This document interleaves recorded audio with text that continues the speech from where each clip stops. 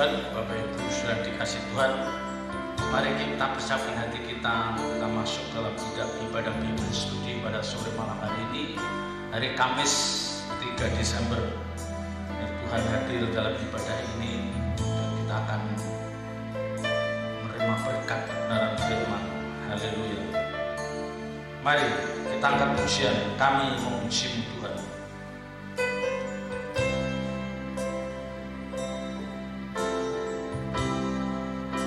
Kami memuji-Mu Tuhan,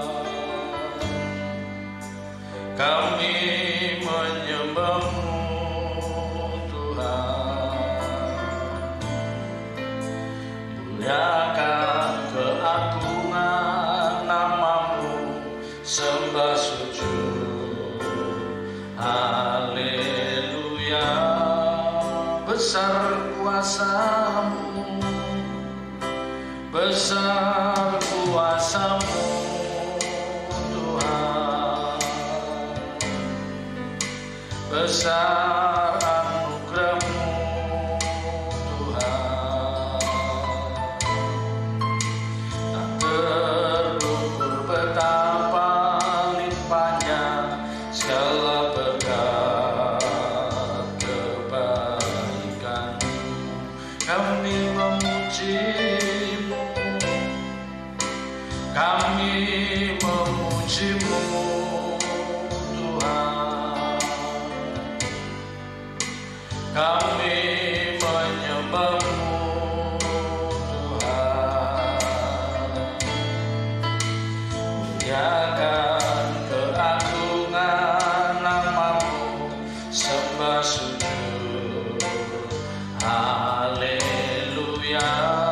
Besar kuasa-Mu,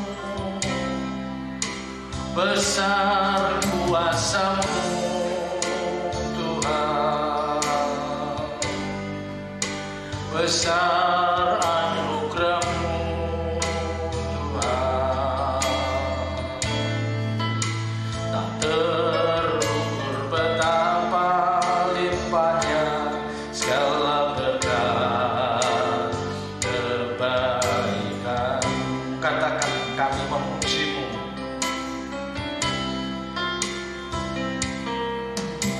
kami memuji-Mu Tuhan, kami menyembah-Mu Tuhan, muliakan keagungan nama-Mu, sembah sujud, haleluya. Besar kuasa-Mu, besar kuasa-Mu Tuhan, besar anugerah-Mu Tuhan,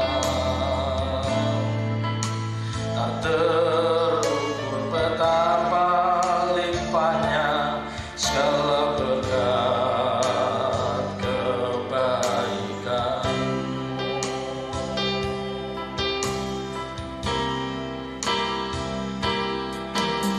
Bersama para malaikat kami memuji-Mu, di hadapan-Mu Bapa kami datang menyembah.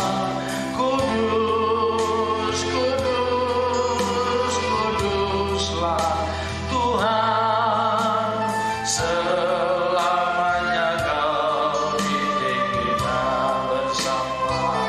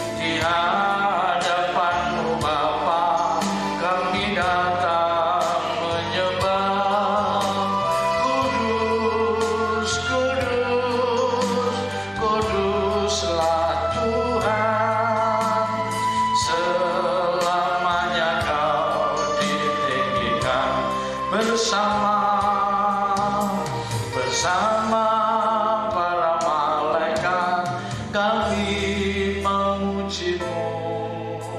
Di hadapan-Mu Bapa kami datang menyembah. Kudus, kudus, kuduslah Tuhan, selamanya Kau ditinggikan,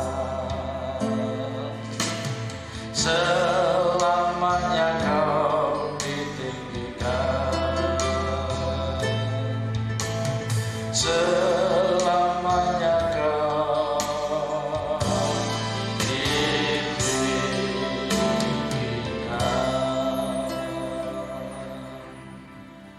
Haleluya. Mari kita satukan dalam doa.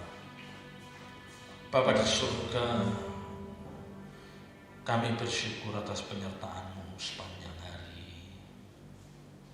Dan kami bersyukur kalau sore malam hari ini kami boleh ada di tempat yang tepat untuk kami mendengarkan kebenaran firman-Mu. Berbicaralah lewat hamba-Mu, taruh perkataan-Mu dalam mulut bibir hamba-Mu, biar sore hari ini boleh menjadi sore yang penuh berkat bagi setiap kami. Urapi hamba-Mu, urapi firman-Mu, singkapkan kebenaran-kebenaran itu. Terima kasih Tuhan. Roh Kudus, urapi hamba-Mu, hikmat surga dilimpahkan buat hamba-Mu. Terpuji nama-Mu, terpuji nama-Mu. Dalam nama berkat Tuhan Yesus Kristus kami berdoa dan ucap syukur. Haleluya. Amin. Silakan Bapak Ibu saudara duduk kembali. Kita akan masukin dalam pemberitaan kebenaran firman Tuhan pada sore malam hari ini. Haleluya.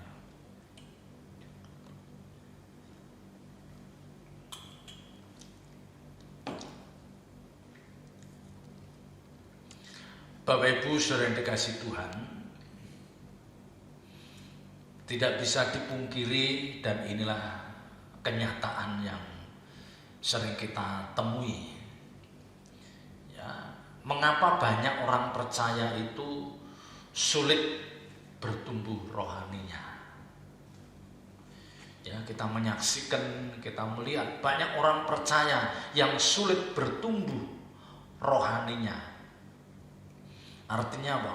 Manusia batiniahnya tidak tergarap, ya, tidak digarap, sehingga mereka menjadi orang-orang yang pantas dibanggakan. Mereka bukan orang-orang yang tidak rajin ke gereja. Mereka bukan orang-orang yang tidak ambil bagian dalam pelayanan di gereja. Bukan. Mereka adalah orang-orang yang tekun beribadah. Mereka adalah orang-orang yang mungkin ambil atau selalu ambil bagian dalam pekerjaan Tuhan. Ya. Dan mereka adalah orang-orang yang sudah berpuluh tahun menjalani hidup kekristenan. Ya. Tetapi kenyataannya sering kita menemukan atau sering kita bertemu dengan orang-orang percaya yang rohaninya tidak bertumbuh. Tidak bertumbuhnya rohani orang percaya itu ditandai dengan peragaan hidupnya yang masih sering menjadi batu sandungan. Nah, ini salah satu tanda. Kalau rohani orang percaya itu tidak bertumbuh, manusia batiniahnya tidak terbentuk seperti yang dikehendaki Tuhan, maka tidak bisa dipungkiri peragaan hidupnya akan menjadi batu sandungan bagi banyak orang. Ya. Perkataannya begitu mudah melukai sesamanya. Keputusan-keputusannya seringkali merugikan banyak orang. Ya. Dia adalah orang-orang yang tidak tahu bagaimana memperlakukan orang tua, memperlakukan mertua, memperlakukan orang yang lebih tua dengan lebih baik lagi. Ya, memang mereka menjadi orang-orang Kristen berpuluh tahun, tetapi kita tidak menemukan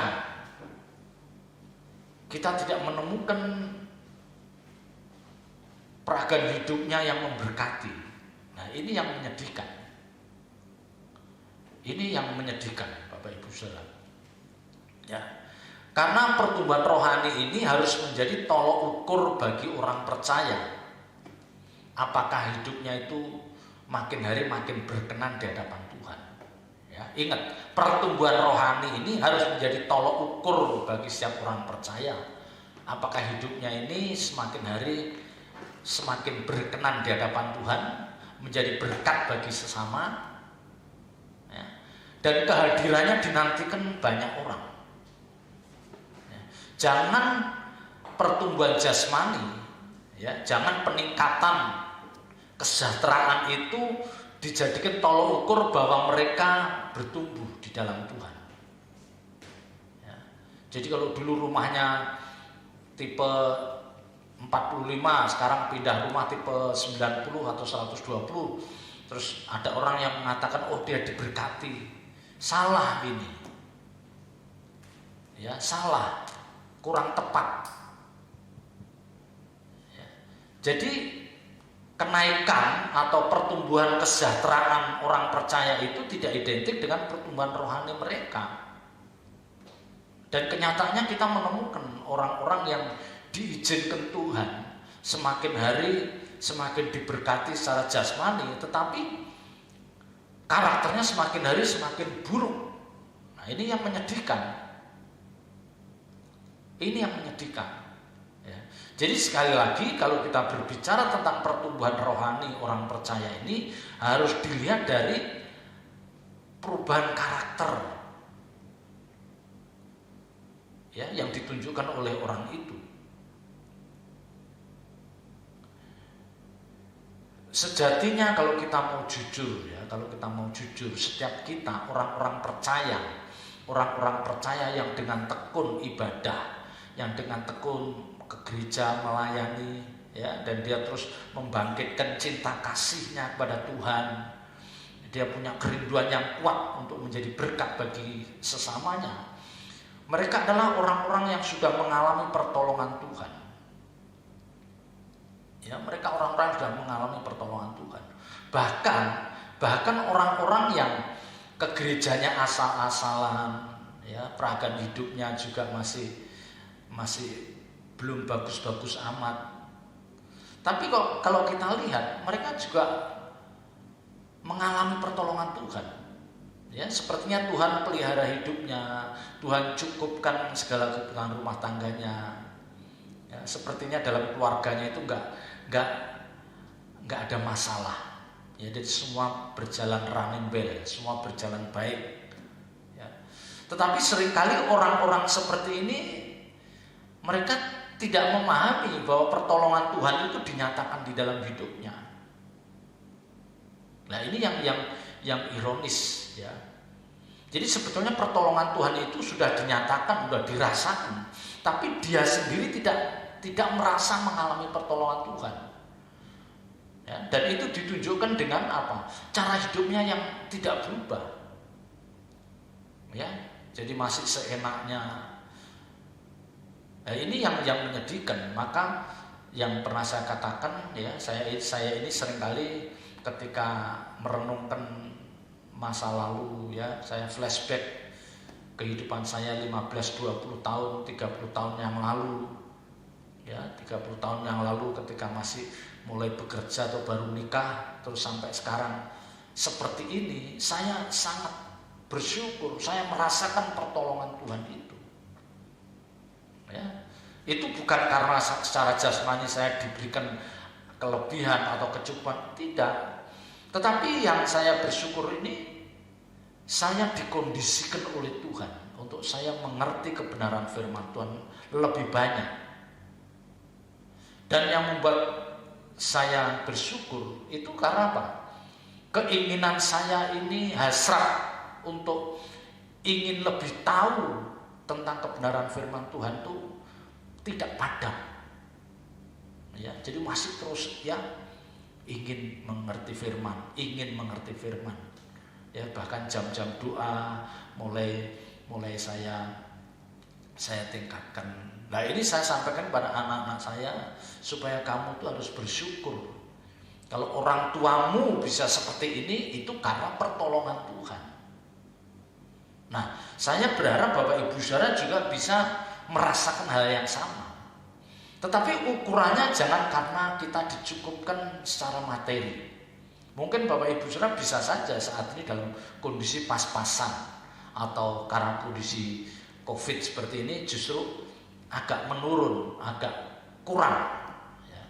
Tetapi mari kita tetap meyakini, ya, kita tetap meyakini dan menyuarakan bahwa Tuhan itu baik. Penyertaan atas hidup kami sekeluarga sampai saat ini sangat luar biasa. Nah, ini jangan diukur dari berkat-berkat jasmani yang dipercayakan Tuhan pada kita. Jangan diukur dari berkat jasmani. Ukurannya harus apa? Bagaimana semakin hari ini peragaan hidup kita itu semakin lebih baik. Paling tidak kita bukan menjadi orang yang jadi banyak omongan. Ya, paling tidak itu. Jangan kita menjadi orang yang diperbincangkan, diomongin orang karena karakter buruk kita. Jangan. Ya. Jadi kita merasakan bahwa kita lebih baik itu karena yang pertama itu. Kita sudah tidak menjadi orang-orang yang menjadi batu sandungan, dan kita sudah merasakan bahwa kita itu sudah lebih tertarik untuk hal-hal yang rohani, ya. Kita sudah tidak tertarik untuk ngomong yang masalah-masalah jasmani, masalah duniawi, enggak. Ya. Dan kita juga terus menyuarakan khususnya pada orang-orang dekat kita. Bagaimana ibadah harus terus, ya, kita kerjakan. Bagaimana membangun persekutuan dengan Tuhan itu harus terus kita wujudkan. Jangan seperti bangsa Israel. Ya, dia mengalami pertolongan Tuhan yang sangat luar biasa, tetapi dia seperti tidak tahu berterima kasih. Ya, dia seperti menganggap sepi pertolongan itu. Nah, ini yang membuat Tuhan akhirnya terus memperlakukan bangsa itu ya seperti yang Tuhan inginkan. Karena bangsa ini benar-benar tegar tengkuk, dia tidak ada rasa syukurnya. Coba kalau kita lihat di dalam 1 Korintus pasal 10. Kalau kita lihat di dalam 1 Korintus pasal 10 mulai ayat yang pertama. Ya. Silakan. Aku mau supaya kamu mengetahui, saudara-saudara, bahwa nenek moyang kita semua berada di bawah perlindungan awan, dan bahwa mereka semua telah melintasi laut. Nah, ini menunjukkan bahwa nenek moyang kita, orang Israel, itu berada di bawah perlindungan awan, dan bahwa mereka semua telah melintasi laut. Kalau kita baca di dalam Perjanjian Lama, bagaimana penyertaan Tuhan itu, ya, menyertai perjalanan orang Israel, tiang awan pada waktu siang dan tiang api pada waktu malam. Tidak pernah meninggalkan umatnya. Itu kan penyertaan yang sangat luar biasa. Terus, untuk menjadi pengikut Musa, mereka semua telah dibaptis dalam awan dan dalam laut. Mereka semua makan makanan rohani yang sama. ya, Dan mereka semua minum minuman rohani yang sama. Sebab mereka minum dari batu karang rohani yang mengikuti mereka, dan batu karang itu ialah Kristus. ya. Mereka semua minum minuman rohani yang sama, sebab mereka minum dari batu karang rohani yang mengikuti mereka, dan batu karang itu ialah Kristus. Terus, tetapi sungguh pun demikian, Allah tidak berkenan kepada bagian yang terbesar dari mereka, karena mereka ditewaskan di padang gurun. coba bayangkan, ya. Sungguh pun demikian, Allah tidak berkenan kepada bagian terbesar dari mereka, dan mereka ditewaskan padang gurun. Ini kalau kita lihat penyertaan Tuhan atas umat Israel, ini luar biasa. Bagaikan tiang awan dan tiang api. Ya, dia tidak kepanasan, dia tidak merasakan gelapnya karena tiang api itu menyertai. Ya, dan kasutnya berpuluh-puluh tahun, pakaian yang dikenakan berpuluh tahun tidak rusak. Coba berapa puluh tahun mereka itu diizinkan ada di padang gurun, tapi tidak rusak. Mereka dipelihara, ya, ngomel nyari daging, dipelihara, dapat daging, makanan. Tapi ayat 6, ayat 5 ya, ayat 5 dikatakan, tetapi sungguh pun demikian Allah tidak berkenan pada bagian terbesar dari mereka, karena mereka ditewaskan di padang gurun. Ya, ayat 6. Semuanya ini telah terjadi sebagai contoh bagi kita. Nah, semua ini telah terjadi sebagai contoh bagi kita, bagi Bapak Ibu Saudara. Terus untuk memperingatkan kita, menjadi peringatan bagi kita, ya, supaya jangan kita menginginkan hal-hal yang jahat seperti yang telah mereka perbuat. Ya, ini kan orang umat Israel kan umat pilihan yang dikasih Tuhan. Secara jasmani mereka dicukupi, mereka dilindungi. Ya, tetapi mereka masih melakukan hal-hal yang jahat.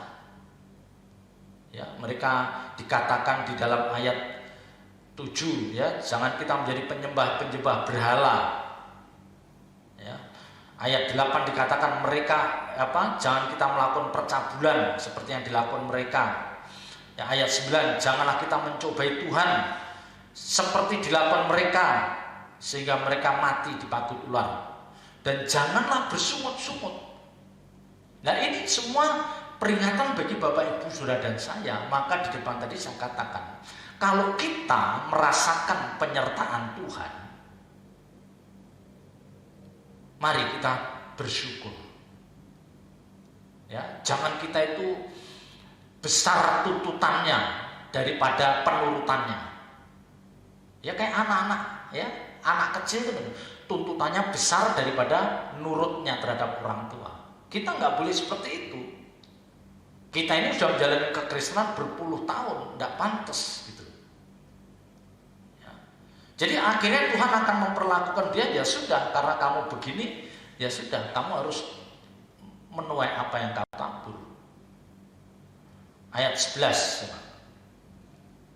Semua ini telah menimpa mereka. Ya, semua ini telah menimpa mereka umat Israel sebagai contoh dan dituliskan untuk menjadi peringatan bagi kita yang hidup pada waktu di mana zaman akhir telah tiba. Nah, semua ini telah menimpa mereka dan ini harus kita jadikan contoh, peringatan bahwa hal seperti ini sangat mungkin terjadi dalam hidup Bapak Ibu Saudara dan saya. Ingat, hal seperti ini sangat mungkin terjadi dalam kehidupan Bapak Ibu Saudara dan saya.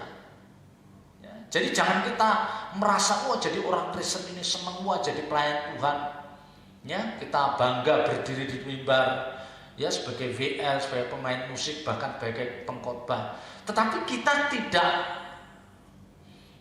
bersyukur atas penyertaan dan pemeliharaan Tuhan yang itu diwujudkan dalam perubahan manusia batiniah kita.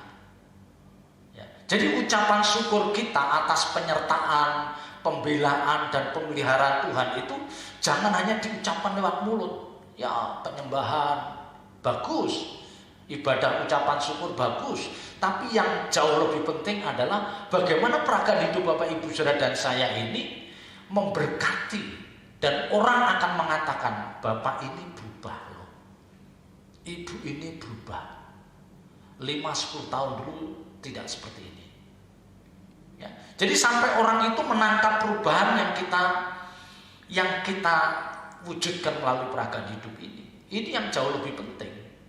Ya, maka saya itu suka gemes atau marah ya terhadap orang-orang yang secara nyata dia itu dipelihara Tuhan, tetapi tidak ada rasa syukur yang ditunjukkan lewat perbuatannya. Waduh, saya sedih. Ya, bahkan anak-anak saya selalu ingatkan, kamu harus bersyukur. Kalau keluarga kita boleh seperti saat ini bukan karena hebat papa mamamu, tapi karena Tuhan yang memelihara. Nah, itu harus disuarakan. Jangan orang tua merasa menepuk dada, ini karena papa, karena mama. Oh enggak.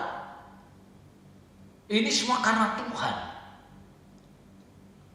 Jadi mereka bagaimana dia diajarkan untuk mengucap syukur. Biar kita tidak menjadi seperti orang Israel ini. Sudah dipelihara begitu luar biasa, tetapi dasar memang sulit diperingatkan. Akhirnya Tuhan tewaskan di padang gurun, sebagian besar tewas. Jangan sampai ini menimpa hidup kita, Bapak Ibu Saudara dan saya.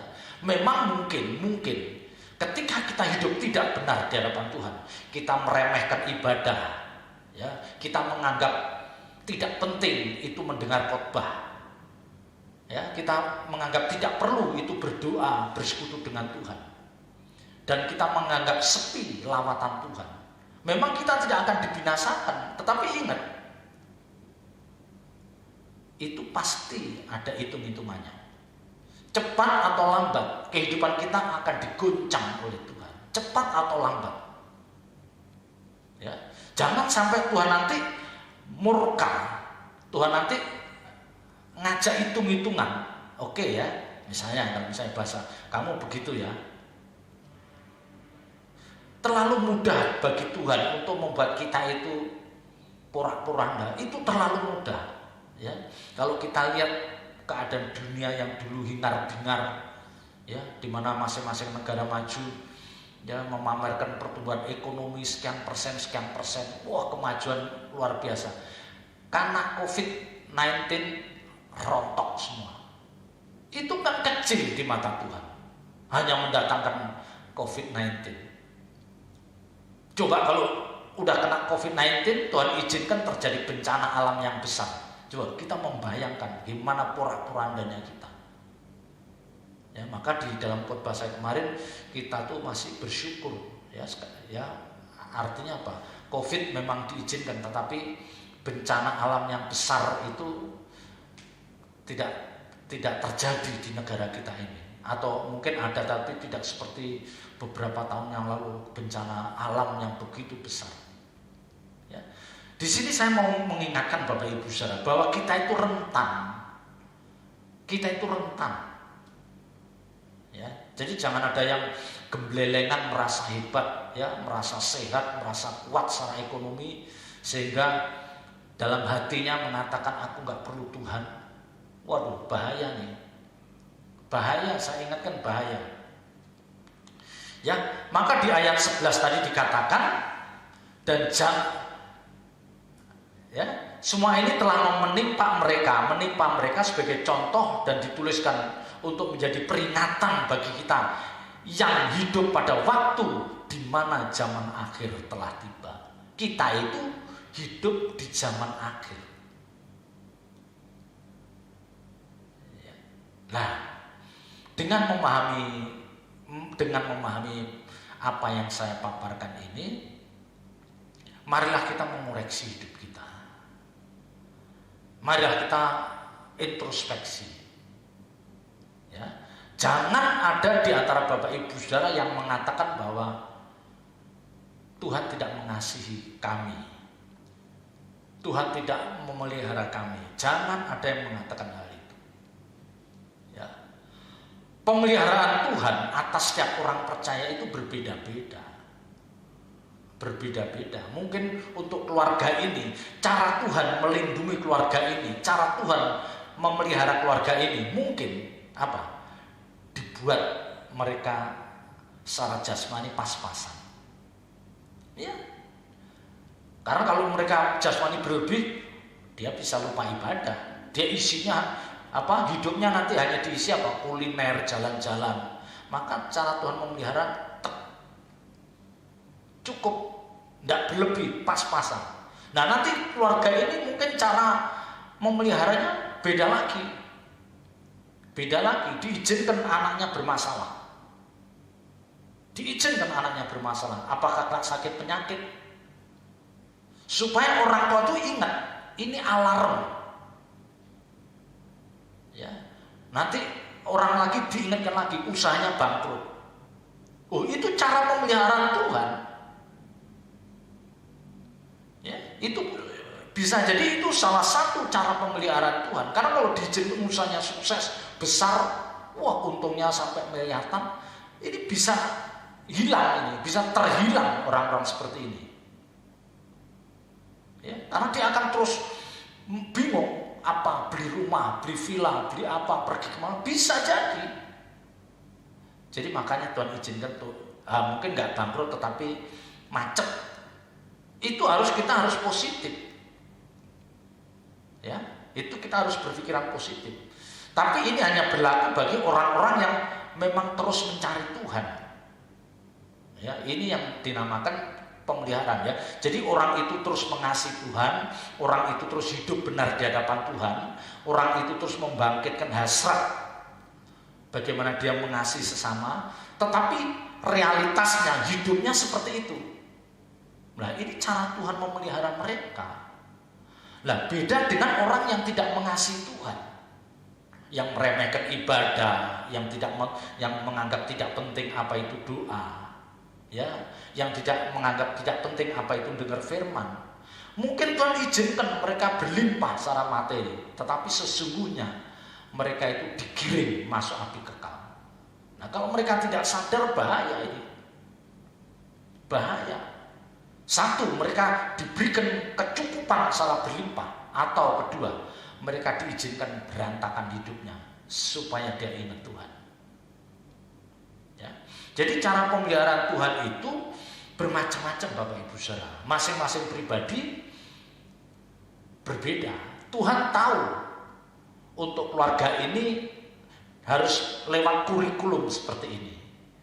Untuk orang ini lewat kurikulum seperti ini. Jadi masing-masing kita punya kurikulum dan itu yang tahu Tuhan.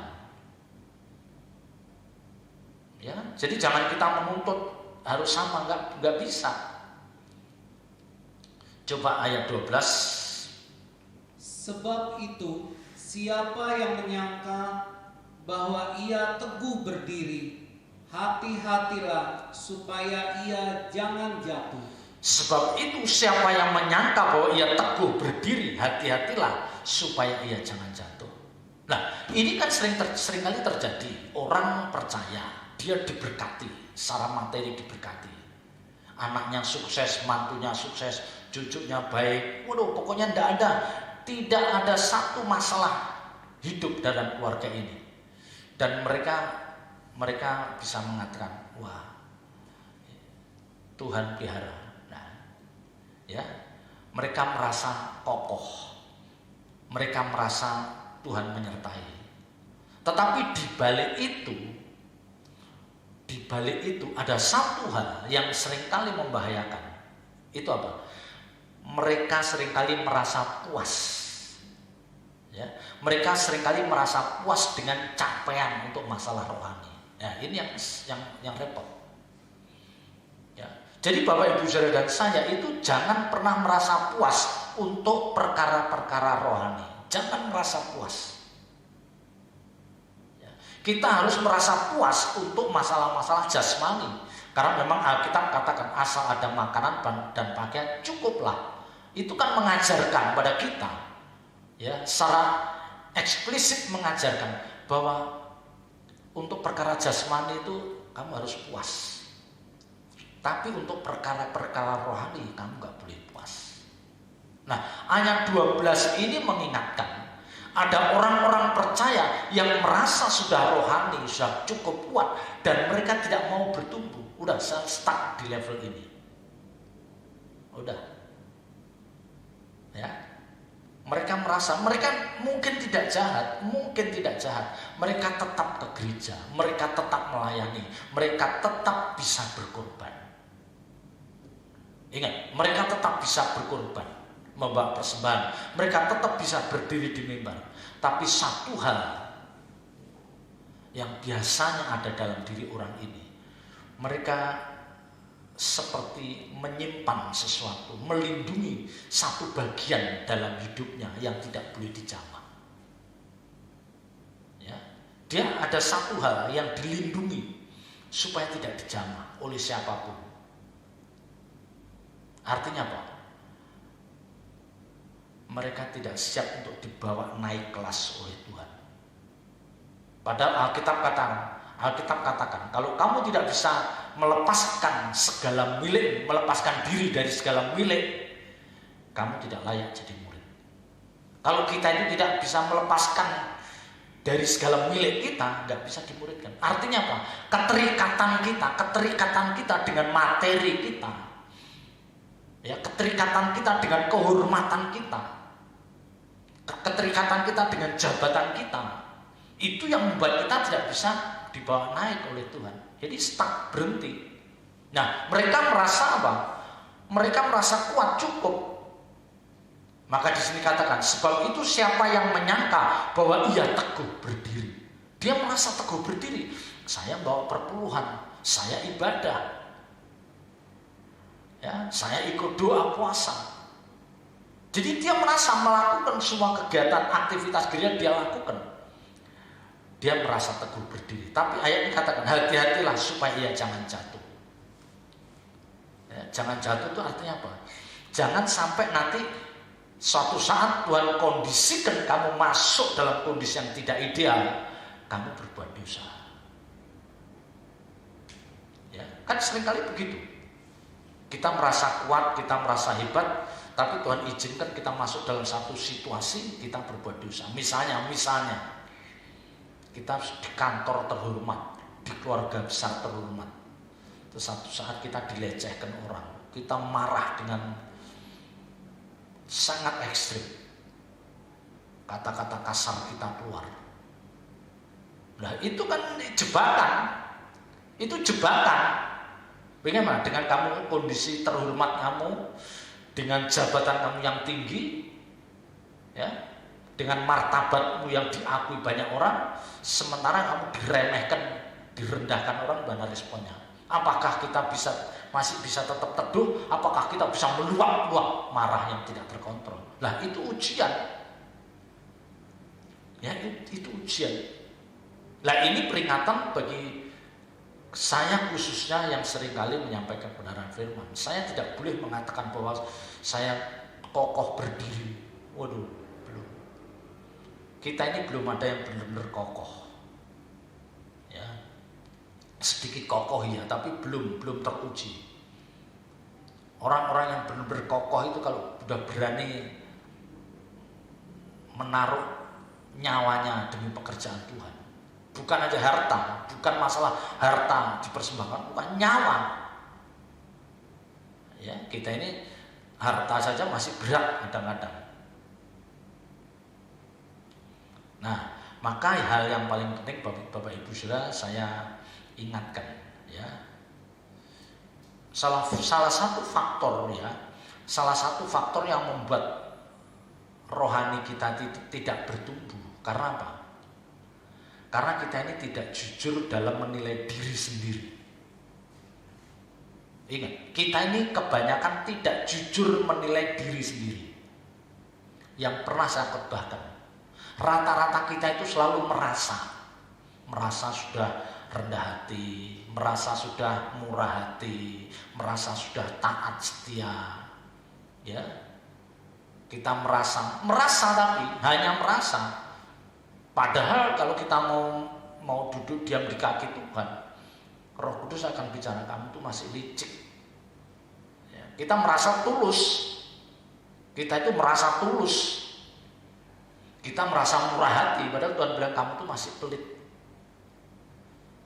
Kita merasa rendah hati, padahal kamu tuh masih sombong. Tapi memang terselubung sombongnya. Jadi ini Bapak Ibu Saudara yang menjadi pergumulan kita. Bagaimana kita ini, mari kita jujur menilai diri kita sendiri. Ya, jujur, apakah mulut kita ini benar-benar sudah menjadi berkat apa belum? Ya, mulut kita sudah menjadi berkat atau belum? Ya. Apakah yang kita pikirkan itu seperti yang dipikirkan Tuhan? Atau kita memikirkan kenyamanan kita dan anak-anak kita? Ya, rata-rata kita itu kan memikirkan bagaimana saya dan istri nyaman, dan anak-anak nyaman, dan cucu menantu nyaman. Itu rata-rata itu yang kita pikirkan. Jarang kita memikirkan ada orang yang gak nyaman terus kita ikut memikirkan, jarang. Ya. Jadi mari kita jujur menilai diri kita sendiri. Jangan kita merasa kokoh, jangan kita merasa berdiri teguh. Tapi nanti ternyata tidak lama kemudian jatuh. Waduh, itu menyedihkan. Nah, orang-orang yang tidak jujur dalam menilai diri sendiri ini biasanya karena apa? Karena mereka sudah terlanjur memiliki kedudukan. Ya, mereka sudah terlanjur memiliki jabatan. Misalnya dia seorang pendeta, gembala sidang yang dengan ratusan atau puluhan ribu jemaat. Ya, karena sudah terlanjur jabatannya, dudukannya udah tinggi. Jadi mereka menilai diri sendiri sulit untuk jujur. Ya.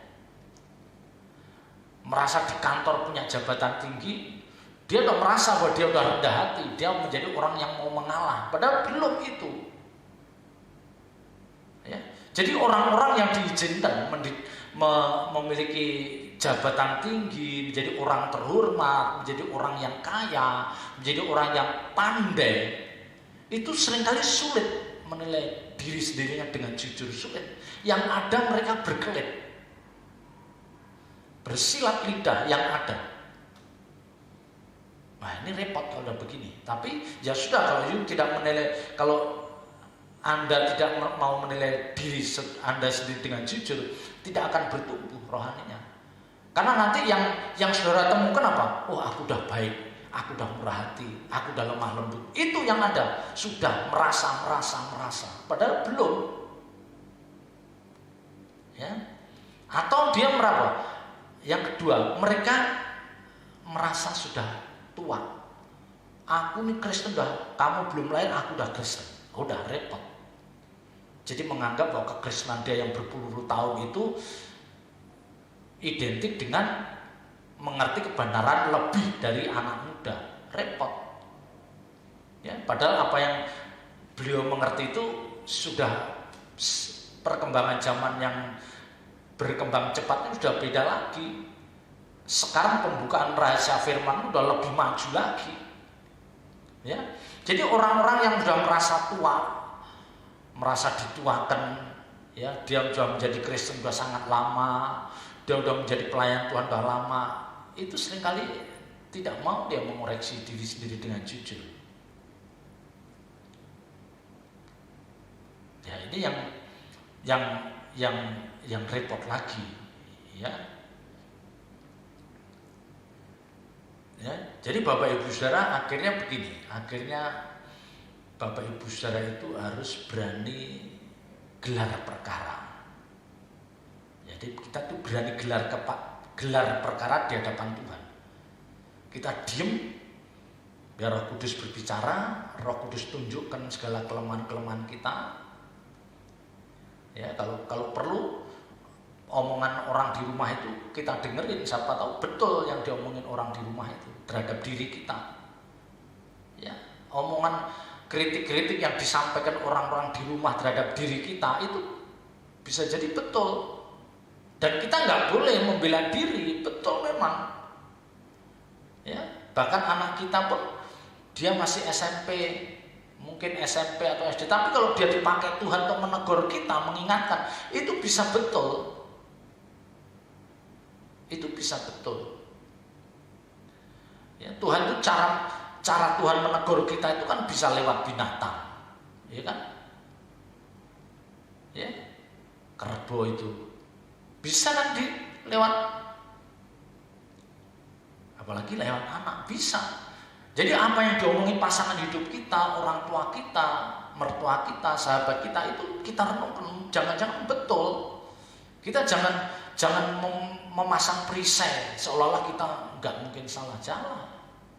Ya. Coba kita lihat di dalam 1 Timotius pasal 4. 1 Timotius pasal 4 ayat yang ke-16. Awasilah dirimu sendiri dan awasilah ajaranmu. Bertekunlah dalam semuanya itu, karena dengan berbuat demikian engkau akan menyelamatkan dirimu dan semua orang yang mendengar engkau. Nah, ini kan pesan yang disampaikan Paulus kepada anak rohaninya Timotius. Karena Timotius itu masih muda. Timotius itu dipakai Tuhan sebagai pemberita Injil. Jadi dia katakan awasilah dirimu sendiri dan awasilah ajaranmu. Nah, ini yang saya katakan gelar perkara kita masih diri sendiri dan ajaran kita. Ya, jadi bagaimana kebenaran firman Tuhan yang selama ini menjadi asupan bejana jiwa kita itu kita renungkan, benar nggak firman yang saya dengar? Ya. Jangan kita telan mentah-mentah, kita dengar, kita renungkan firman yang kita dengar itu kita renungkan. Ya, apa yang saya sampaikan itu Bapak Ibu renungkan aja, benar apa salah? Awasilah dirimu sendiri dan awasilah ajaranmu. Nah, ini bagi Bapak Ibu Saudara dan saya yang berposisi sebagai orang tua, sebagai ayah, sebagai ibu, sebagai opa, sebagai oma, sebagai orang yang memiliki orang-orang yang kita kasih, itu harus ngawasi. Jadi ajaranmu artinya apa? Apa yang kita sampaikan pada anak-anak kita itu kita renungkan, benar nggak saya cara mendidik saya terhadap anak ini? Ya, jadi benar nggak cara mendidik saya seperti ini? Apa yang saya ucapkan itu harus kita awasi. Ya, jangan nanti kita ngasih nasihat anak seenaknya aja. Padahal anak itu begitu kita kasih nasihat dia dicerna, disimpan dalam hati. Padahal itu salah. Wah, repot ini. Awasilah dirimu sendiri dan awasilah ajaranmu. Kalau bagi Bapak Ibu Saudara tentu ajaran ini maksudnya apa? Apa yang kita sampaikan pada anak-anak kita, cucu-cucu kita, pada orang-orang yang kita kasih, itu harus benar-benar sesuatu yang benar dan membawa dia menjadi orang-orang yang takut akan Tuhan. Jangan apa yang kita sampaikan justru menjadi anak itu menjadi berani sama orang tua. Dia menjadi anak itu menjadi liar gitu. Jangan. Ya. Bertekunlah dalam semua itu, karena dengan berbuat demikian engkau akan menyelamatkan dirimu. Nah, yang penting bagaimana keselamatan jiwa kita itu ada jaminan. Ya, jadi kita yakin bahwa kita harus yakin bahwa kita sedang berjalan dalam track yang benar. Kita sedang berjalan dalam track yang benar, jalan yang benar. Kita harus yakin dulu. Ya.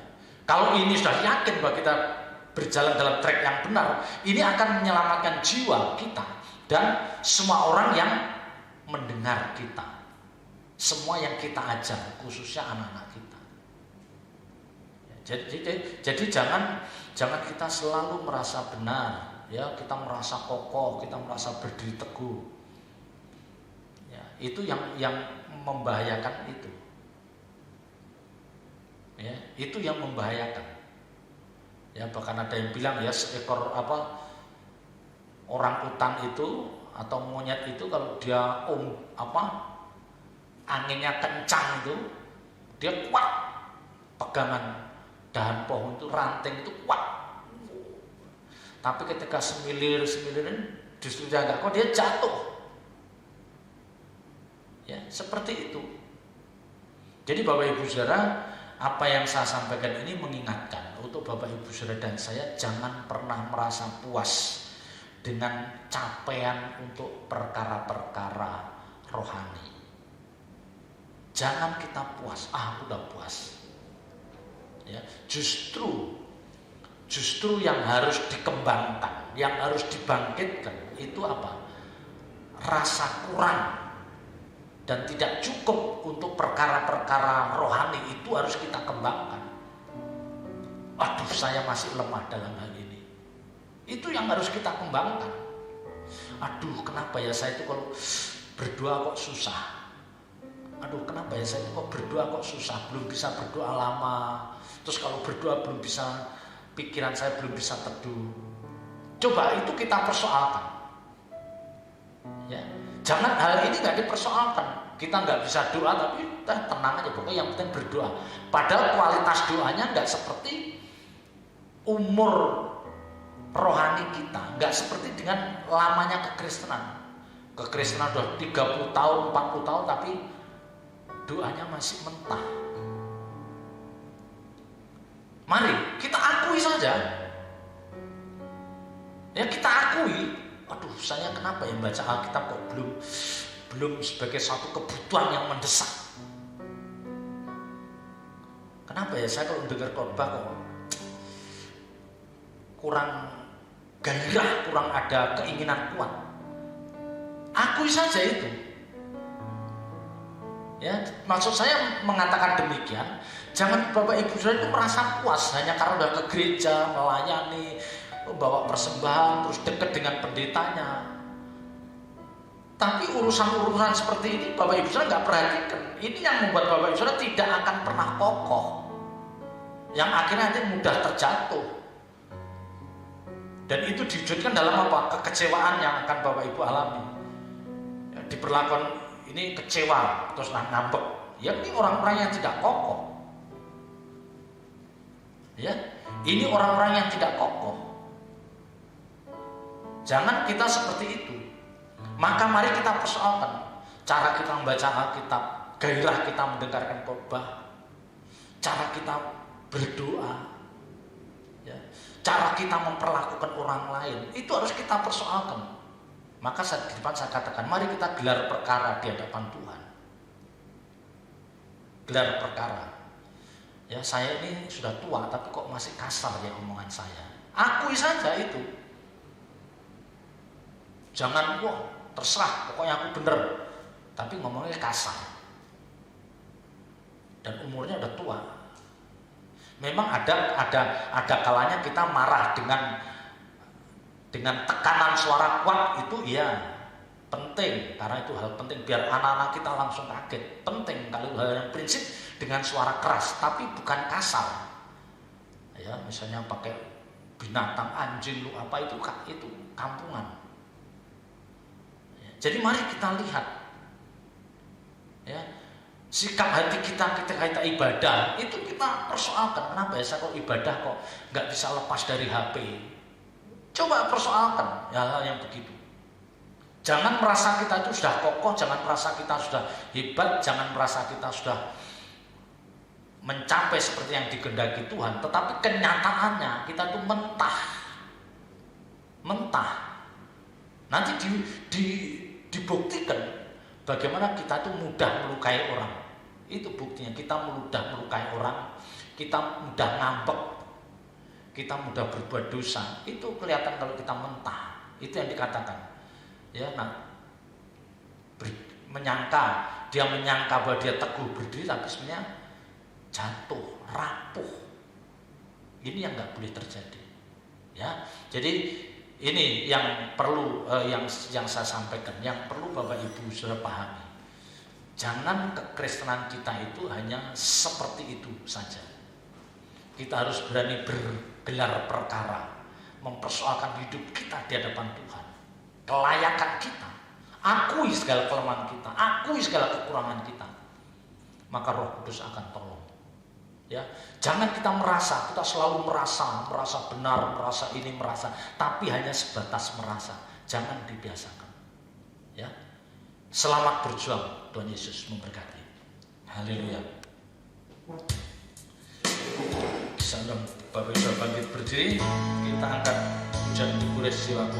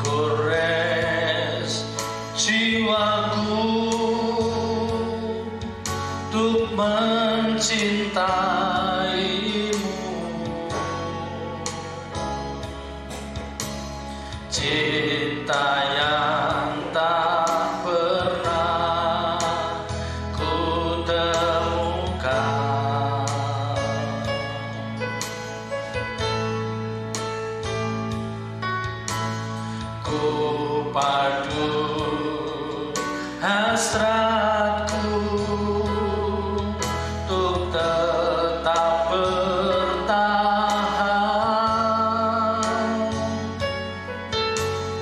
agar cinta tak pernah padam.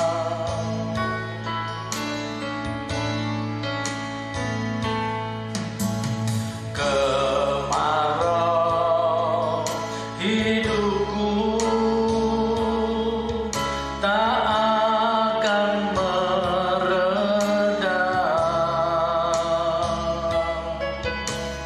Gelora nan suci di kalbuku,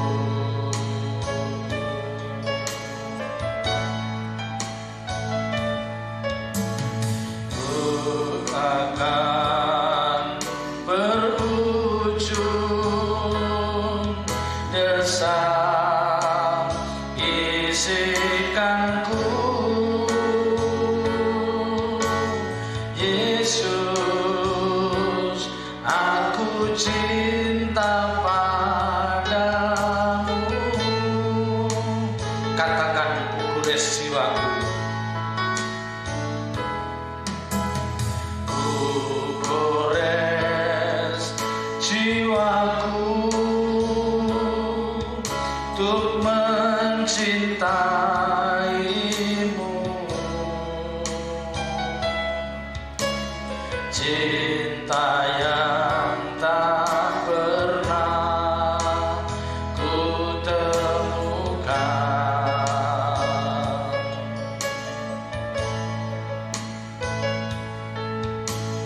Ku padu hasratku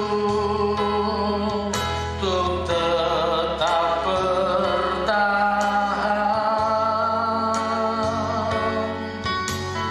agar cinta tak pernah padam.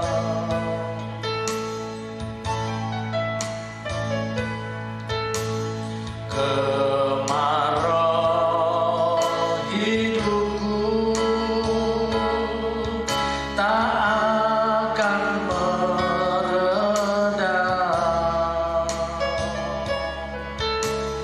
Gelora nan suci di kalbuku,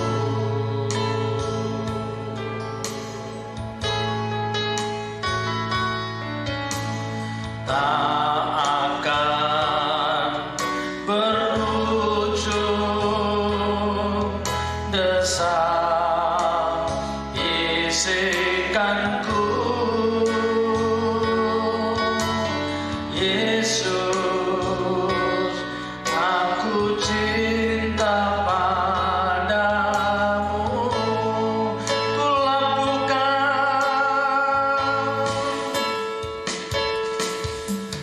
Ku labuhkan rinduku di peluk hati.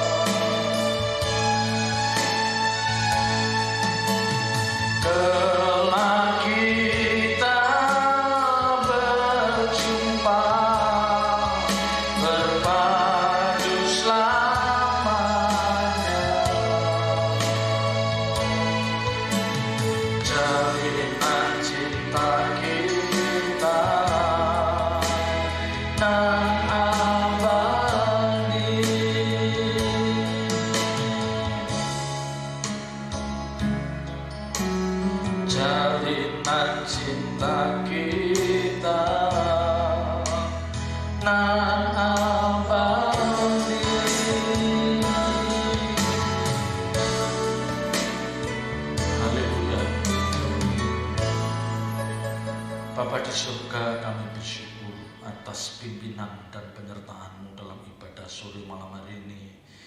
Dari awal, pertengahan hingga akhirnya, terima kasih Tuhan.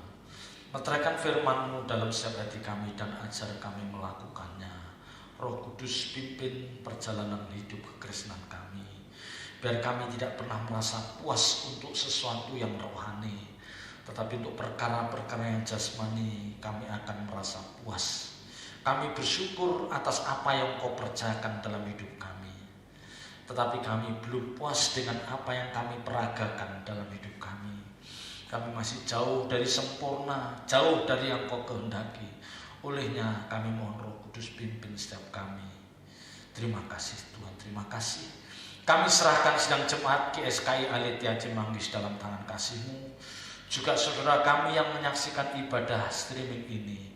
Engkau memberkati rumah tangga kami, Engkau memberkati pekerjaan kami, memberkati anak cucu menantu kami. Apapun yang kami kerjakan biarlah boleh menjadi berhasil, karena Engkau yang memampukan, Engkau yang menuntun kami. Dan biar semua ini untuk kemuliaan nama-Mu. Jauhkan kami dari sakit penyakit apapun, jauhkan kami dari segala orang-orang yang tidak bertanggung jawab, jauhkan kami dari segala kecelakaan, bahaya apapun. Kiranya damai sejahtera, sukacita surgawi hadirkan dalam rumah tangga kami. Kami serahkan bangsa dan negara kami dalam tangan kasih-Mu, Bapak. Pakai Bapak Presiden, Wakil Presiden, dan seluruh pejabat tinggi negara untuk membawa bangsa ini keluar dari kesulitan saat ini. Terima kasih Tuhan, terima kasih. Kami mengucap syukur dan menyembah nama-Mu.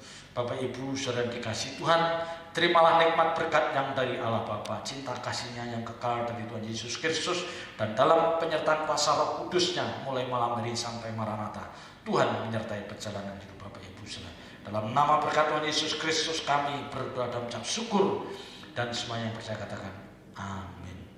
Selamat malam, Tuhan Yesus.